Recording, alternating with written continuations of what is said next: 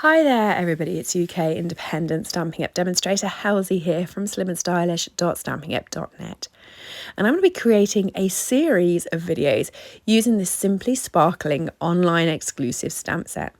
This isn't available in any catalogue, but you can get it from my store, slimandstylish.stampinup.net, and I'm going to be using all the fruity pieces.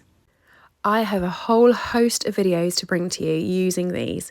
So if you've seen the start of this video before, don't worry, it will be a different card. I'm just using the same introduction for each one. So do skip to 2 minutes if you want to. But basically what I'm going to do is get a piece of A4 paper and I'm going to stamp all these images out. And I'm going to do them a whole host of times, colour them all in, then I'm going to fussy cut them all out, and I'm going to create a different video with the pieces from it. So you can see we've got loads of different fruit going on here. I have put them on lots. For the lemons, I am using Daffodil Delight, light and dark, and I'm just going to blend them like that. And I'm using Granny Apple Green, light and dark, for all of the leaf pieces across all of the fruit so that it all ties in nicely together. For the strawberry, I'm using Pebble Path for the little pip bits, and then Sweet Sorbet, light and dark, for the remainder of the strawberry, so that they look like that.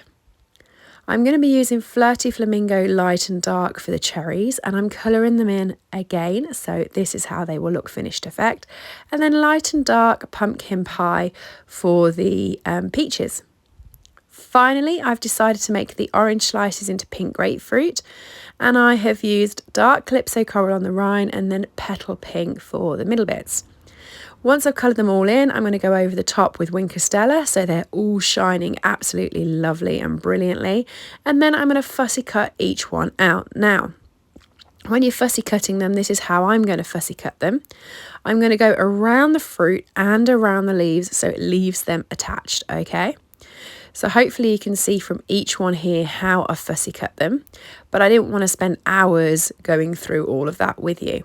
Now I've got these cut out, I'm going to pop them all into a tub with all the rest of them and start creating my cards. Here is today's. So out of all of the cards I've done, this was probably the one I was looking forward to the most, because this fruit is beautiful and it's bright and it's happy, and I've used all of the lovely bright blend colours with it. But for this one, I wanted to go monochrome. I love our greys. I think we've got some really complementary greys that work well together: grey granite, smoky slate and pebble path, and I like using those to create these different monochrome tones.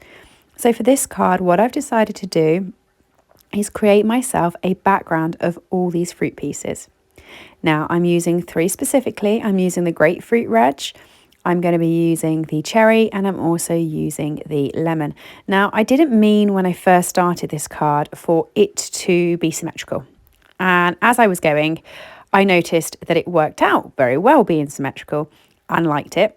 So I continued with it, which gave me a bit of a headache towards the end because I was then having to try and work out what angles I'd had the stamp and everything else. So if my tip to you could be anything, do it random. It helps make things easier for you. Trust me.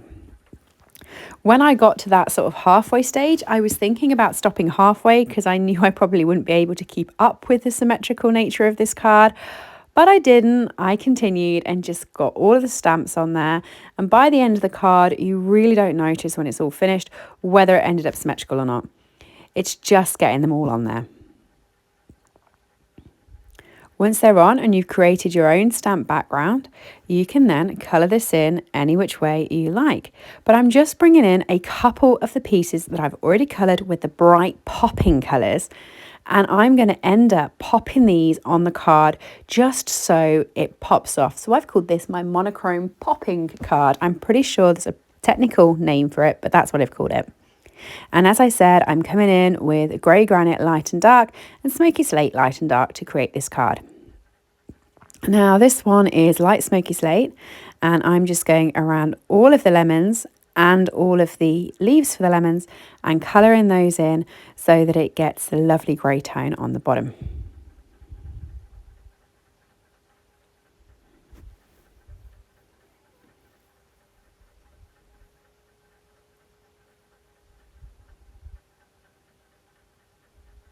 I then decided to do the cherries because, as you could see, I made a mistake and coloured in a cherry thinking it was a lemon. So I decided to continue that along and use the same colour for that.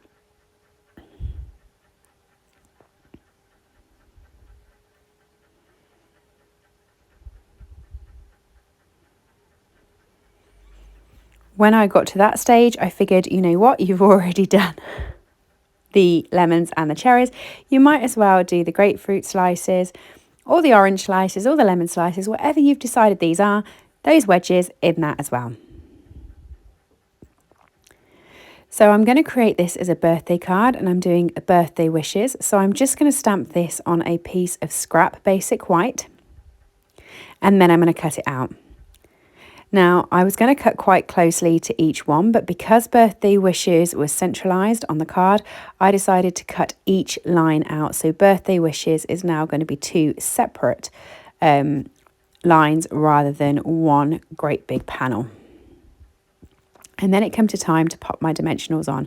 So once you've done a thin strip like this, the edge bits of the dimensionals, which I cut off screen, I apologise about that, are great for sticking on these because they fit so well and you can get a good run across.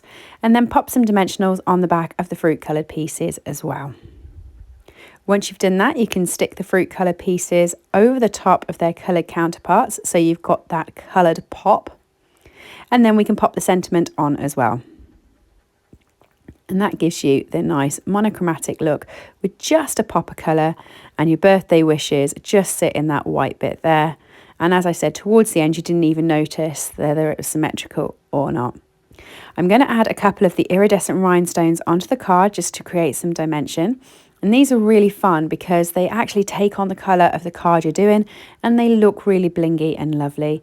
And then it's just a case of adding this onto the card base, sticking it down, and that's your finished card and look. And there we go. What do you think? It's so much different to the other cards that I've done with this set, but I really liked it. Let me know below, leave me a comment, let me know which one's your favourite in the series so far, and don't forget to check the others out.